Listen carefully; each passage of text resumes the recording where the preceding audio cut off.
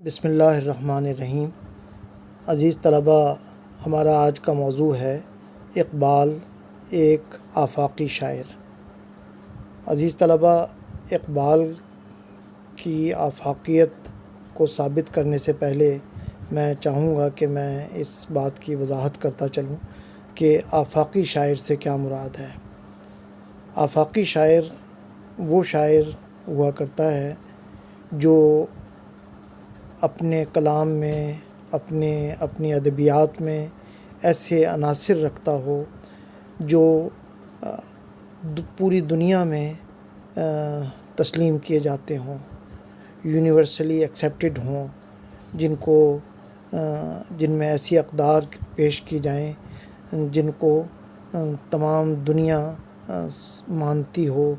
بلا تفریق رنگ و نسل، بلا تفریق جغرافیہ اور قومیت اور وطنیت اور مذہب، یعنی ایسا نظریہ فکر یا ایسا نظام حیات جو ہر رنگ، ہر نسل، ہر مذہب، ہر علاقے اور ہر جغرافیے سے تعلق رکھنے والے افراد کے لیے قابل قبول ہو۔ ایسے نظام فکر رکھنے والے ادیب یا شاعر کو ہم آفاقی شاعر یا آفاقی ادیب کہہ سکتے ہیں۔ تو اگر ہم اردو ادب پر نظر ڈالیں تو ہمیں چند ایک شاعر ہی ایسے نظر آتے ہیں کہ جن کا کلام آفاق گیر ہے یا جن کے کلام کو آفاقیت کا نام دیا جا سکتا ہے۔ ان میں سے ایک نام علامہ اقبال کا نام ہے۔ علامہ اقبال کے بارے میں آپ جانتے ہیں کہ وہ مشرق و مغرب کے علوم کے شناور تھے، اور مشرق اور مغرب کے جتنے بھی علوم تھے ان سب کو انہوں نے اپنی ذات میں سمویا ہوا تھا۔ مشرقی علوم تو انہوں نے اپنی عمر کی ابتدا ہی میں حاصل کر لیے تھے۔ اس کے بعد جب انہیں برطانیہ کے سفر کا موقع ملا اور اس دوران پی ایچ ڈی کے لیے جب وہ جرمنی گئے تو سفر یورپ کے دوران انہیں یورپ میں جو اس دور کے افکار جنم لے رہے تھے، یا یورپ جس طرح سے تاریخی، تہذیبی اور معاشرتی تبدیلیوں سے گزر رہا تھا، اور وہاں پر جس طرح کہ نئے نئے افکار سامنے آ رہے تھے، مثلاً ڈارون کی تھیوری، مثلاً فرائیڈ کا نظریہ،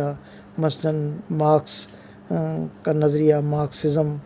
یا سوشلزم، اور اسی طرح دیگر افکار، یا میکاولی کا نظریہ قومیت، یہ سارے افکار علامہ اقبال کی نظروں کے سامنے تھے۔ لہٰذا اقبال نے ان سب چیزوں کا ایک تنقیدی جائزہ لیا، اور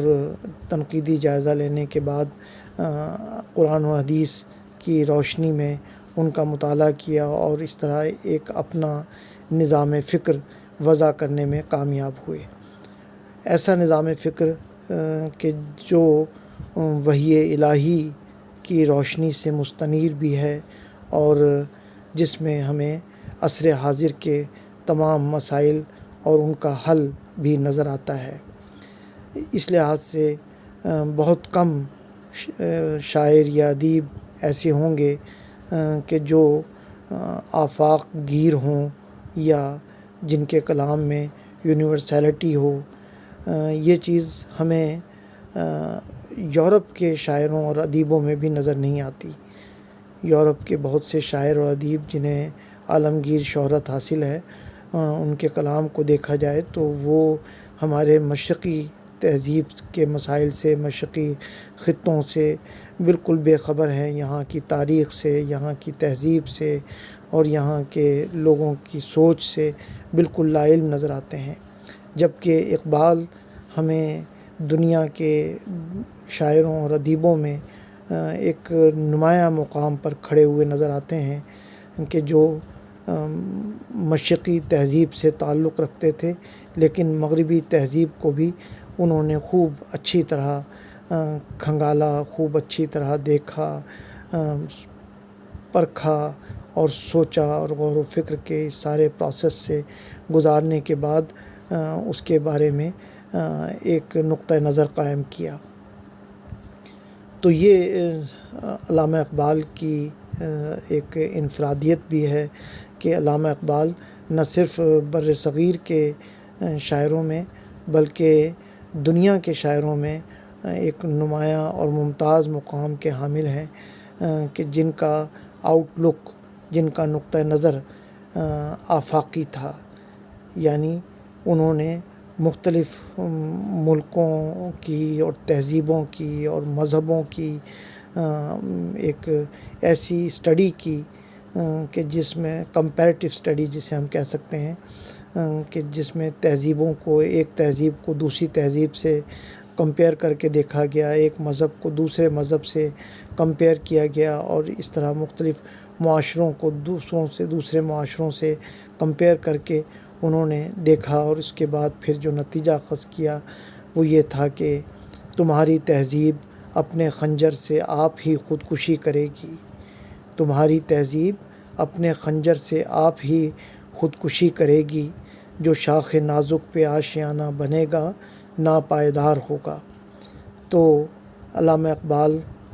نے مشرقی تہذیب کے جو جاندار اور پائیدار عناصر تھے ان کی اسٹیبلٹی کو یا ان کے استحکام اور ان کی مضبوطی کو محسوس کرتے ہوئے یہ رائے قائم کی کہ یورپی تہذیب ایک ایسی تہذیب ہے جسے ہم شاخ نازک پہ بنے ہوئے آشیانے کا نام دے سکتے ہیں، اور شاخ نازک پہ بنا ہوا آشیانہ خواہ کتنا ہی مضبوط اور خوبصورت ہو، جس کی بنیاد ہی ناپائیدار ہوگی وہ خود کیسے پائیدار ہو سکتا ہے۔ لہٰذا یورپی تہذیب دیکھنے میں تو بڑی متاثر کن نظر آتی ہے، دکھائی دیتی ہے، اس میں بہت سی ایسی خوبیاں ہیں جو یقیناً ہم بر صغیر کے رہنے والوں کے لیے یا مسلمانوں کے لیے قابل رشک ہیں، لیکن ان کی بنیاد ہی غلط ہے، ان کی بنیاد ہی غلط ہے۔ اس لیے علامہ اقبال نے یہ بات کہی کہ جو شاخ نازک پہ آشیانہ بنے گا ناپائیدار ہوگا۔ اسی طرح ایک اور شعر میں فرماتے ہیں، نظر کو خیرہ کرتی ہے چمک تہذیب حاضر کی، نظر کو خیرہ کرتی ہے یعنی آنکھیں اسے دیکھ نہیں سکتی، چندھیا جاتی ہیں۔ جب ہماری نظریں تہذیب مغرب کی طرف دیکھتی ہیں، اس کی چکا چوند کو دیکھتی ہیں، تو ہماری آنکھیں اسے دیکھنے کی تاب نہیں لاتی۔ نظر کو خیرہ کرتی ہیں، نظر کو خیرہ کرتی ہے چمک تہذیب حاضر کی۔ دوسرے مصرعے میں فرماتے ہیں، یہ صنائی مگر جھوٹے نگوں کی ریزہ کاری ہے، یہ صنائی مگر جھوٹے نگوں کی ریزہ کاری ہے۔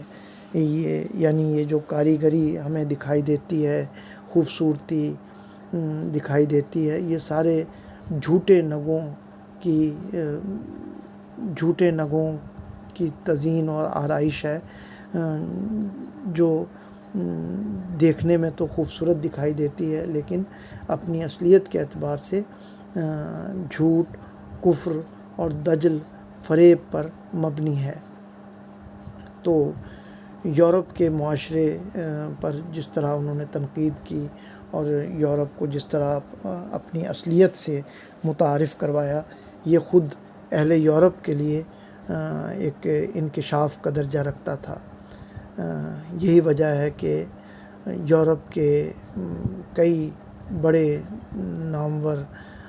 نقادوں نے، ادیبوں اور شاعروں نے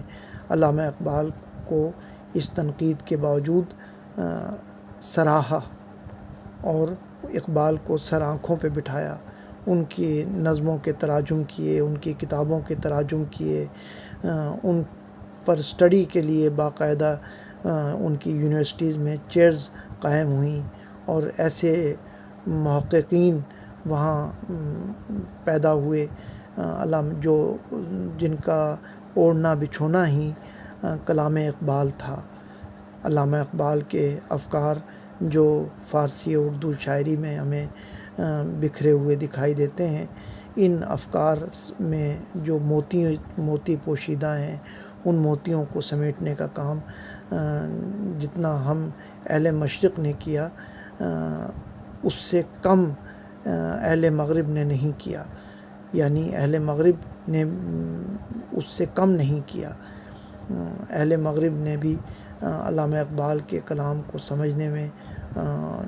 عمریں کھپا دی، اور بڑے بڑے نام ہیں،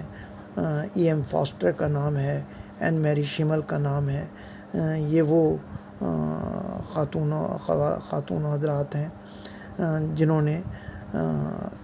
علامہ اقبال کے کلام کو اپنا اوڑھنا بچھونا بنایا اور کلام اقبال میں چھپے ہوئے موتیوں کو باہر لانے کی کوشش کی۔ اور علامہ اقبال کے شائقین کے علاوہ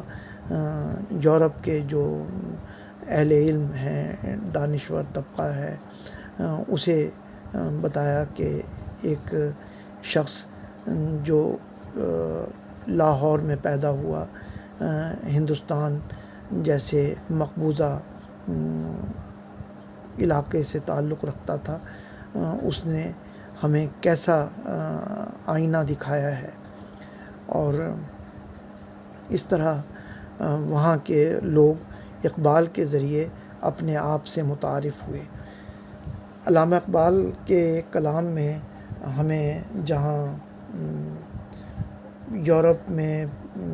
جنم لینے والے، یورپ میں پروان چڑھنے والے مختلف افکار پر کرٹیسزم ملتی ہے، وہاں ہم دیکھتے ہیں کہ اقبال نے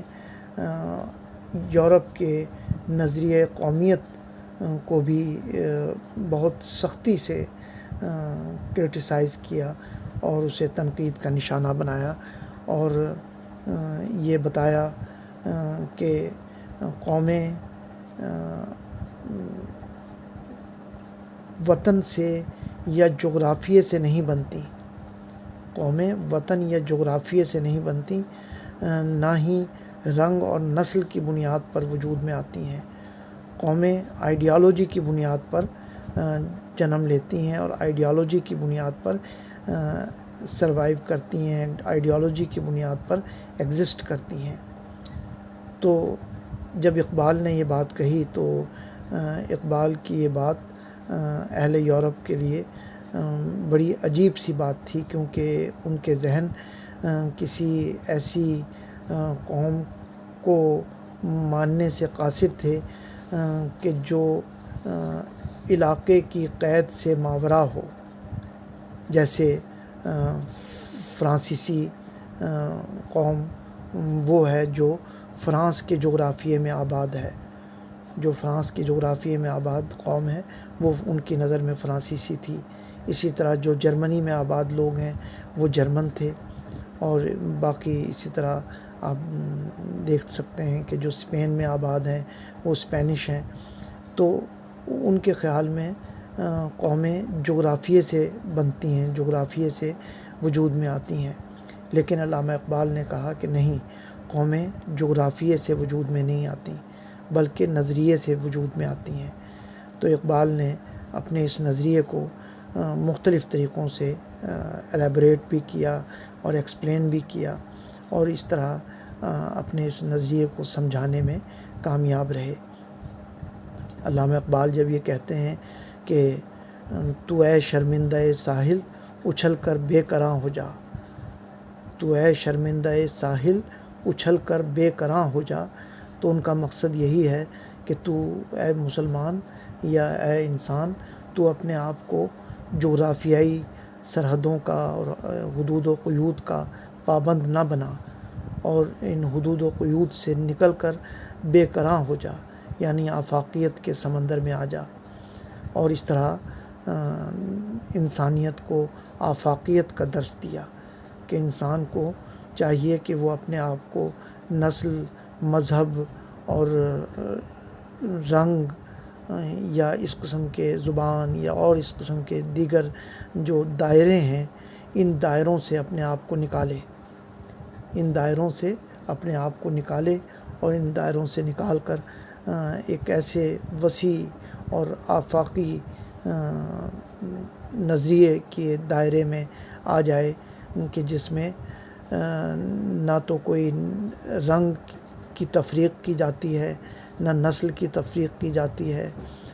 نہ زبان کی تفریق کی جاتی ہے، نہ علاقے کی تفریق کی جاتی ہے، جس میں حبشے کے رہنے والے بلال بھی سیدنا بلال کہلائے، جس میں فارس کے رہنے والے سلمان فارسی بھی سیدنا سلمان فارسی کہلائے، اور اسی طرح روم سے تعلق رکھنے والے صہیب رومی بھی عربوں کے لیے اتنے ہی محترم اور مکرم تھے جتنے خود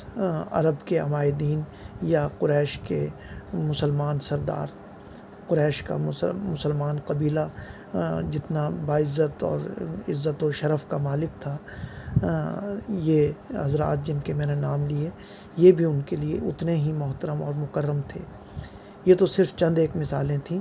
ورنہ حقیقت یہ ہے کہ اسلامی تاریخ میں اس قسم کی کوئی تفریق موجود نہیں تھی قرون اولیٰ کے زمانے میں۔ بعد میں تو خیر تفریقیں پیدا ہوتی چلی گئیں، لیکن ابتدائی زمانے میں مسلمانوں میں کسی قسم کی کوئی تفریق نہیں تھی، جسے ہم خلافت راشدہ کا دور کہتے ہیں، نبی کریم صلی اللہ علیہ وسلم کا دور اور اس کے بعد خلافت راشدہ کا دور۔ یہ وہ ادوار ہیں کہ جن میں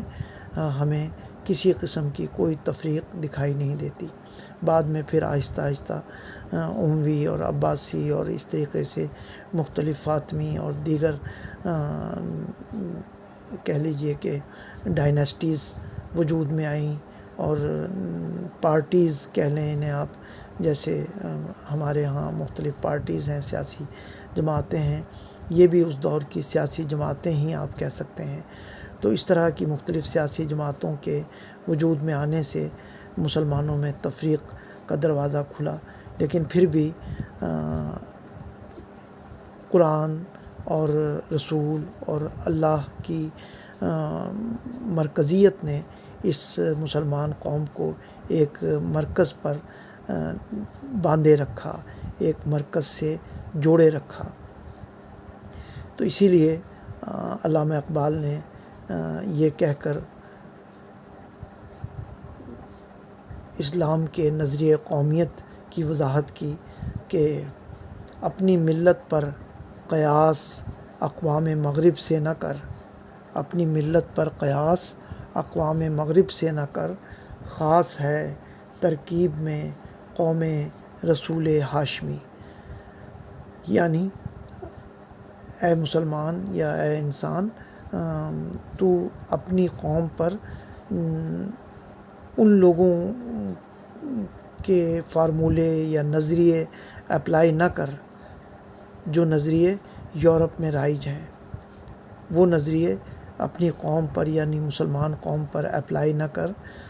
کیونکہ خاص ہے ترکیب میں قوم رسول ہاشمی۔ یہ جو قوم رسول ہاشمی ہے، یہ اپنی کمپوزیشن میں، اپنی ترکیب میں، اپنے عناصر ترکیبی کے اعتبار سے خاص قوم ہے،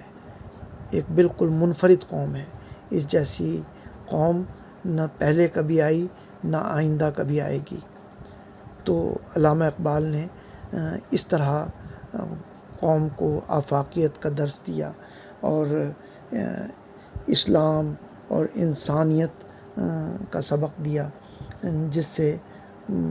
بر صغیر کے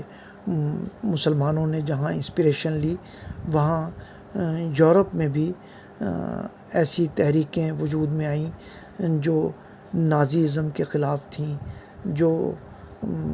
جرمنی جو اٹلی کے فاشزم کے خلاف تھیں، مسولینی جو اٹلی کا فاشسٹ حکمران تھا اس کے خلاف جو تحریکیں وجود میں آئیں، ان تحریکوں کو فیڈ کرنے میں علامہ اقبال کے نظریات کو بھی دخل ہے۔ علامہ اقبال کے نظریات نے فاشزم کو اور اس قسم کے جتنے بھی باطل نظریات تھے ان کو ایک ایسے اینگل سے دنیا کے سامنے پیش کیا، وحی الہی کی روشنی میں، قرآن و حدیث کی روشنی میں، کہ جس کے بعد خود وہاں کے لوگوں کے لیے بھی ان نظریوں پر یقین رکھنا ناممکن ہو گیا۔ یورپ کو ایسے باطل نظریات سے بچانے میں بھی علامہ اقبال کی شاعری کا بڑا اہم کردار ہے۔ اور جیسا کہ میں نے شروع میں عرض کیا کہ علامہ اقبال کی شاعری کو سمجھنے کی جتنی کوششیں بر صغیر میں، ایران میں، ترکی میں، مصر میں اور دیگر اسلامی ممالک میں ہوئیں، اتنی ہی کوششیں یورپ میں بھی ہوئی ہیں۔ یورپ، امریکہ، برطانیہ، فرانس، جرمنی میں ایسے مراکز ہیں جہاں اقبال کو بطور ایک سبجیکٹ کے پڑھا اور پڑھایا جاتا ہے۔ تو اقبال کو بطور ایک سبجیکٹ کے پڑھانے کا مقصد ہی یہ ہے کہ اقبال کے افکار میں جو ایسے تنقیدی پہلو ہیں جن سے خود اہل یورپ بھی لا علم تھے، ان پہلوؤں کو سامنے لایا جائے۔ تو علامہ اقبال ہمیں تہذیب مغرب کے ایک بہت بڑے ناقد کے طور پر بھی دکھائی دیتے ہیں، اور اس تہذیب کے مصلح یعنی ریفارمر کے طور پر بھی دکھائی دیتے ہیں۔ ریفارمر کے طور پر بھی کہ انہوں نے اس میں ایسی ریفارمز تجویز کیں کہ جن کو اپنا کر اہل یورپ ایک اچھی قوم بن سکتے تھے۔ لیکن ظاہر ہے کہ بات اکثریت کی مانی جاتی ہے، تو ایک علامہ اقبال اکیلے بیچارے وہاں کیا کرتے۔ علامہ اقبال تو خود ہندوستان اور پاکستان میں بھی اب آئسولیٹڈ ہوتے جا رہے ہیں۔ ہندوستان میں علامہ اقبال کے افکار کو پس پشت ڈالا جا رہا ہے، اور انہیں بس صرف فنی حوالے سے ایک بڑا شاعر تسلیم کرنے کی کوششیں ہو رہی ہیں کہ اقبال فنی اعتبار سے بڑے شاعر تھے، یعنی شاعری کے جو معیار ہیں، سٹینڈرڈز ہیں، ان سٹینڈرڈز کی روشنی میں علامہ اقبال کو دیکھتے ہیں تو علامہ اقبال ایک بہت بڑے شاعر کے طور پر ہمارے سامنے آتے ہیں۔ یہ وہ نقطہ نظر ہے جو ہندوستان میں علامہ اقبال کو اسٹڈی کرنے والے پروفیسر صاحبان، طلباء اور دیگر اسکالرز جس نقطہ نظر کی طرف جا رہے ہیں وہ یہ نقطہ نظر ہے۔ اسی طرح پاکستان کا حال دیکھ لیجئے کہ یہاں ہم اگر بہت زیادہ بھی اقبال کو پڑھنا چاہیں تو ان کے اردو کلام سے آگے ہمارا علم نہیں جا پاتا، ہمارا علم ان کے اردو کلام سے آگے نہیں جاتا، جبکہ ہم سب جانتے ہیں کہ علامہ اقبال کے کلام کا بڑا حصہ فارسی میں ہے، لیکن طلباء تو درکنار، اساتذہ تک ان کے فارسی کلام کی گہرائیوں سے اور ان کے فارسی کلام کی صحیح انڈرسٹینڈنگ سے محروم ہیں۔ تو ایسی صورتحال میں علامہ اقبال کے افکار کی ریوائول کی سخت ضرورت ہے، اور یہ ضرورت ہے کہ ہم علامہ اقبال کے کلام کو سمجھیں اور یہ دیکھیں کہ علامہ اقبال کے کلام میں ایسی کیا بات تھی کہ جسے ساری دنیا میں یہ میں مبالغے سے کام نہیں لے رہا، بلکہ حقیقت ہے کہ ساری دنیا میں اقبال کو اگر سراہا جا رہا ہے اور اقبال پہ کانفرنسز ہو رہی ہیں، اقبالیات کو ایک الگ شعبہ علم کے طور پر تسلیم کیا جا رہا ہے، تو پھر اس کی ایسی کیا وجہ ہے؟ شعبہ علم سے آپ ایجوکیشن کے طلباء بخوبی واقف ہوں گے کہ جس میں جیسے بیالوجی ہے، یہ ایک شعبہ علم ہے، فزکس ہے، کیمسٹری ہے، نفسیات ہے، عمرانیات ہیں، یہ تمام مختلف شعبے ہیں، یہ مختلف ڈسپلنز ہیں، مختلف علم کے شعبے ہیں۔ تو اسی طرح ایک شعبہ اقبالیات کا بھی ہے، تو اقبالیات کو بطور ایک شعبے کے یا بطور ایک ڈسپلن کے مختلف دنیا بھر کی یونیورسٹیز میں پڑھایا جانا، یہ اقبال کی عظمت کو سراہنے کے مترادف ہے، اور اقبال کی عظمت کو سراہنے کی واضح دلیل ہے۔